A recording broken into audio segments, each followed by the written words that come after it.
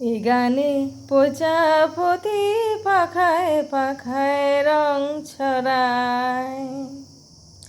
দেখো, প্রথমে আমি নিয়ে চলে এসেছি একটা মিষ্টি রেসিপি। এটা আমার ফার্স্ট চ্যানেল, গানে গানে রান্না। আমি গান করতে করতে রান্না করব।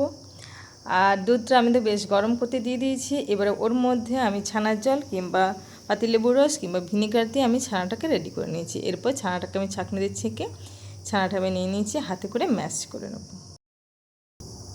এ গানে রামধনু তার 7টি রঙের দোল ছড়ায়।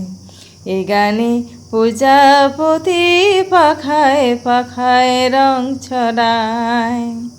সীমানা ছাড়িয়ে যাই যে হারিয়ে, গানে আমার কে যে দিল সুর, গানে আমার কে যে দিল সুর। সে তো জানে না, সে তো জানে না, এ গানে প্রজাপতি পাখায় পাখায় রং ছড়ায়। চলো, ছানাটা তো আমার হাত দিয়ে ভালো মতন করে মাখা হয়ে গেল। এবার আমি ওর মধ্যে 2 চামচ চিনি গুঁড়ো, 2 চামচ পাউডার গুঁড়ো দুধ দিয়ে দিলাম। দিয়ে আমি আবার ভালো মতন করে হাত দিয়ে পুরো জিনিসটাকে মেখে নেব। সঙ্গে থাকবে ছানা, তার সঙ্গে থাকবে পাউডার দুধ, তার সঙ্গে থাকবে চিনি গুঁড়ো। ব্যাস, ডোটা আমার রেডি হয়েই গেল। আমার এ গান সুনীল সাগর কূলে। দেখো, ছানা থেকে এবারে আমি ছোট ছোট করে লেচি করে নেব।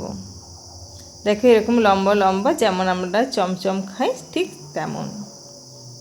যেহেতু এটা আমের সিজন, আমের মিষ্টি তৈরি করব, একটা পাকা আম নিয়েছি। আমটা মুখের পোর্শনটা কেটে বাদ দিয়ে দিলাম। দিয়ে এবারে খোসাটা ভালো মতন করে ছাড়িয়ে নেব। ছাড়িয়ে আমটা থেকে ছোট ছোট স্লাইস করে আমি কেটে নেব। ব্যাস, কেটে নেওয়া হয়ে গেছে। চলো, একটা সাইড কাটা হয়েছে, আর একটা সাইড কাটতে বাকি আছে।